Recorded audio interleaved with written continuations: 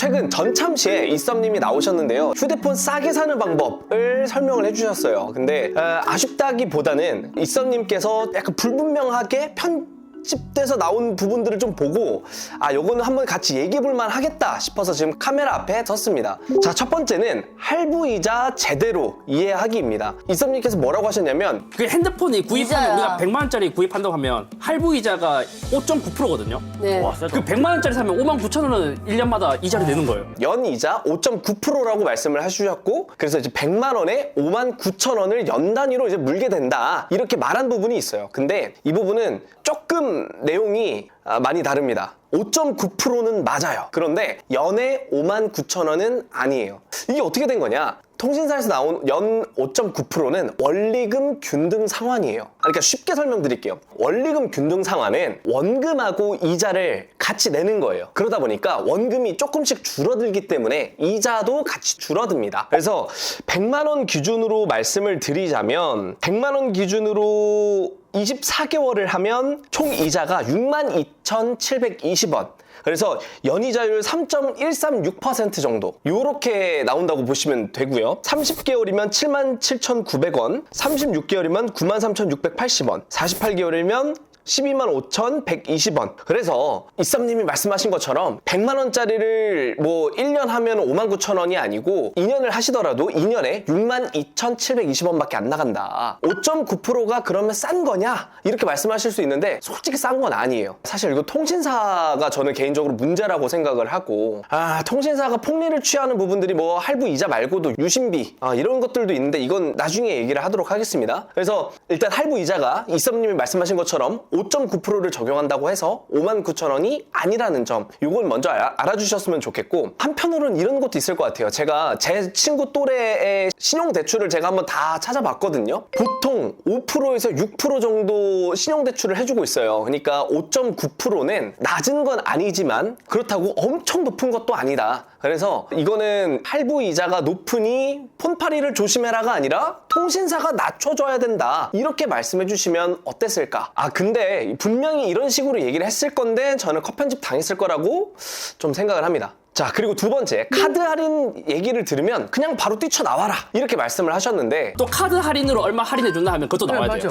카드 할인은 여기서 안 사 다 해줘요. 헐. 네. 그러니까 그 카드 할인은 정확하게 카드사가 해주는 게 맞습니다. 그런데 이거를 말장난을 하면서 자기가 해주는 것처럼 해주는 폰 파시는 분들이 있어요. 그런 상담을 받으시면 나오는 게 맞습니다. 정확하게 다시 한번 정리해드리면 카드사가 카드 할인을 해주는 게 맞습니다.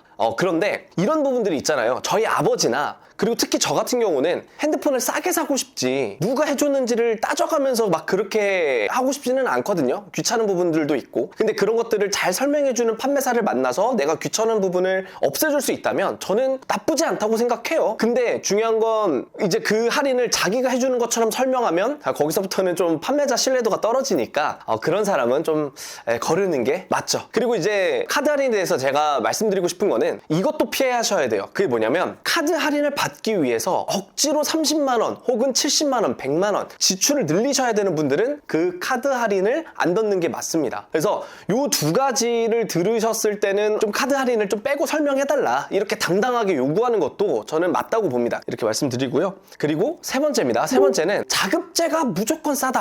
우리 다 이제는 대리점에서 안 사잖아요, 핸드폰. 저 자급제 사죠. 이제 알고 나니까 그냥 정환이도 자급제로 사요? 네. 그래서 그러니까 예전에는 대리점을 가야만 핸드폰을 약정으로 살 수 있었잖아요. 네. 근데 요즘은 인터넷 자급제라고 핸드폰만 팔아요. 기계만. 근데 그게 더 싸요. 맞아. 네, 그 약정 없이 사는 거죠.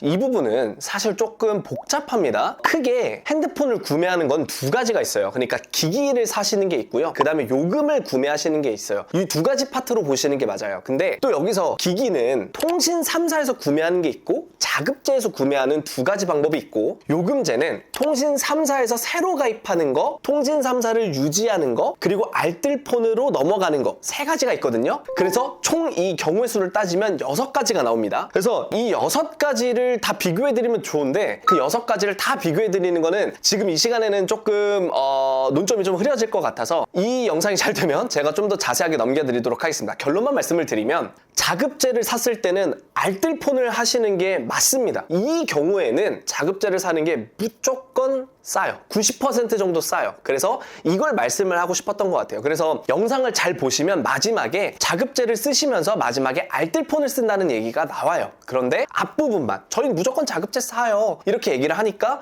조금 보는 사람 입장에서는 오해가 있을 수 있다. 그리고 여기서 제가 한 가지 짚고 넘어가고 싶은 게 있는데, 알뜰폰 저도 안 쓰고요. 제가 알뜰폰 쓰시는 분들 정말 많이 볼 수가 있는데, 이거는 진짜 그냥 의심이에요. 근거가 그렇게 많진 않지만 제가 합리적인 의심을 하고 있다고 생각을 하는데, 알뜰폰이 통화 품질이 다 똑같다라고 설명을 하지만 아닌 분들도 있습니다. 제일 가까이에 있는 저희 PD님이 그런 경우인데, 한번 설명 한번 드릴게요. 너 한번 설명해 줄 수 있어? 제가 지금 화면 녹화 중인데 저는 지금 참고로 SKT 알뜰폰을 쓰고 있습니다. 지금 제 핸드폰을 보시게 되면은 우측 상단에 LTE라고 잡혀 있습니다. 근데 제가 지금 통화를 걸어보겠습니다. 지금 우측 상단에 보시면은 LTE도 사라졌어요. 이 말은 뭐냐? 전 지금 전화 건 상태에서 인터넷은 안 되고, 심지어 최근 들어서 지금 제가 제 지인들한테 가장 많이 들었던 얘기가 알뜰폰 바꾼 다음에 또 핸드폰 바꿔라, 네 말 잘 안 들린다, 이거를 가장 많이 들었어요. 이거만 물어볼게요. 알뜰폰이랑 통신 3사 쓰셨을 때랑 똑같습니까? 본인이 느끼기에. 완전 다르죠. 완전 달라요? 어때요? 알뜰폰 쓰실 수 있겠어요?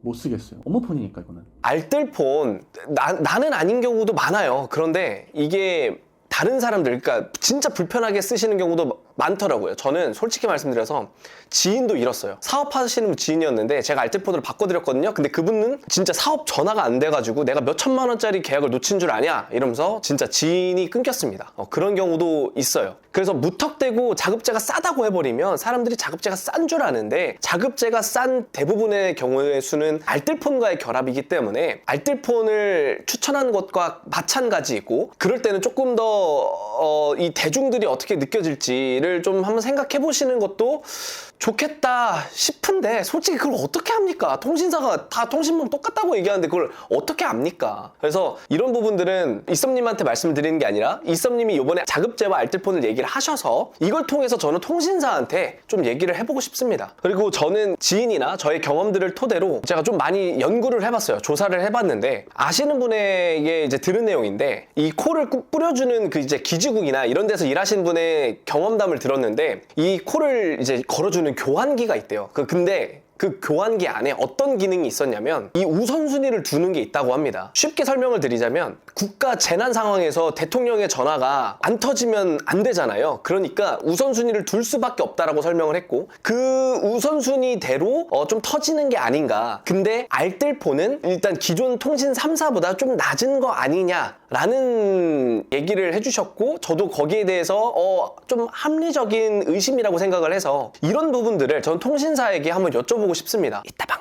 이제 맨 마지막에 이썸님이 뭐라고 하시냐면, 정직하게 하고 더 싸게 파신 분들 되게 많거든요. 맞아요. 근데 그 아닌 데리 좀 너무 많아갖고. 이렇게 말을 흐리는 부분이 있어요. 이제 그걸 보면서 진짜 하시고 싶은 얘기는 많으신데 좀 다 많이 못 하셨구나, 이렇게 생각이 좀 들었고요. 그래서 저는 이건 이썸님의 문제가 아니라 통신사의 문제라고 생각을 합니다. 거의 대부분의 국민들이 쓰고 있는 이 핸드폰에 대해서 이자율도 좀 낮출 필요가 있다고 생각을 하고, 유심 비용은 이거 제가 뭐 원가까지 얘기하면서 얘기할 건 솔직히 아니지만 원가가 1,000원이 안 될 건데, 이걸 7,700원, 원래 8,800원인데 이거 7,700원 낮췄어요. 어쨌든 이렇게 비싸게 폭리를 취하는 것도 문제라고 생각을 하고요. 그리고 지금 알뜰폰 같은 경우도 같은 통신망이라고 했는데, 이렇게 저희 PD님처럼 안 터지시는 분들도 분명히 있으실 건데, 이런 거에 대한 좀 명쾌한 해답, 이런 것들을 좀 내려주시면 어떨까 싶습니다. 그래서 이썸님이 만약에 이 영상을 보시게 되면, 뭐 제가 뭐라고 하는 건 아니고요, 감히 뭐라고 하는 건 아니고, 그 통신사에게 지금 제가 이렇게 얘기 꺼냈던 거 같이 좀 얘기를 하거나, 아니면 이썸님께서 조금 다시 한번 다뤄주시면 조금 더